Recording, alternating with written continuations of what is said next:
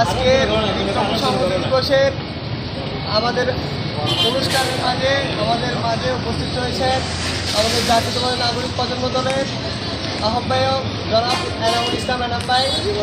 আরও উপস্থিত আছেন আমাদের জাতীয়তাবাদী নাগরিক প্রজন্ম দলের সদস্য সচিব জনাব হায়দার আলী আঙ্কেল। পাশাপাশি উপস্থিত আছেন আমাদের সাবেক মেম্বার সাইনিপাড়া ওয়ার্ডের মোহাম্মদ আহমদ কবির আঙ্কেল। আমাদের আরও বিশেষ উপস্থিত আছেন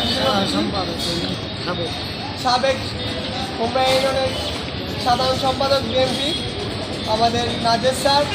আমি এই পর্যায়ে আমাদের নাজের স্যারকে আমাদের আজকে বিজ্ঞাপন সংহতি শুভেচ্ছা বক্তব্য দেওয়ার জন্য বিশেষভাবে অনুরোধ করছি।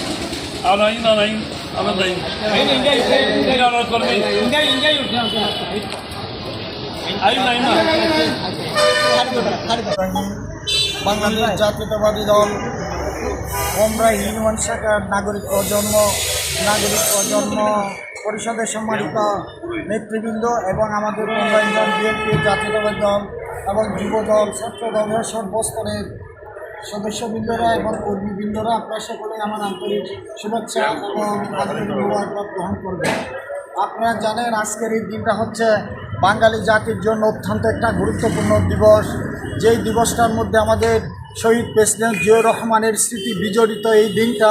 বাংলাদেশ জাতীয়তাবাদী দল আজকে আমরা যে বিএনপি করি সেই বিএনপিটা কিন্তু আজকের এই দিনের সাথে সংশ্লিষ্টতা রয়েছে। আপনারা জানেন এই দেশের ইতিহাস হচ্ছে আজকের বিপ্লব সংহতি দিবস। এই দিবসটা হচ্ছে অত্যন্ত তাৎপর্যময় দিবস। যেই দিবসের মধ্যে আমরা সংক্ষিপ্তভাবে বলতে গেলে বলতে হবে সেটা 1975 সালের 3রা নভেম্বর থেকে 7ই নভেম্বর পর্যন্ত তৎকালীন আমলের মেজর জেনারেল খালেদ মোশাররফ সাহেব আমাদের সেই প্রেসিডেন্ট জিয়াউর রহমানকে বন্দিশালার মধ্যে আটকে রেখেছিল তাকে হত্যা করার জন্য।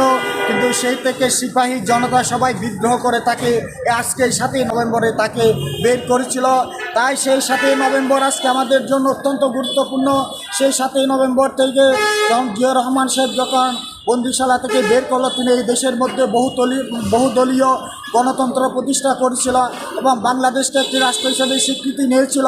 বাংলাদেশকে একটি সার্বভৌম রাষ্ট্র হিসাবে তিনি প্রতিষ্ঠা করেছিলেন এবং সেই ক্ষেত্রে 1978 সালে 1 সেপ্টেম্বর এই দেশের মধ্যে বিএনপির জন্ম দিয়েছিল। সেই বিএনপি আজকে বাংলাদেশের মধ্যে সুষ্ঠু সুন্দর একটা পরিবেশ একটা রাষ্ট্র হিসেবে দেশ এবং বিদেশ আন্তর্জাতিক অঙ্গ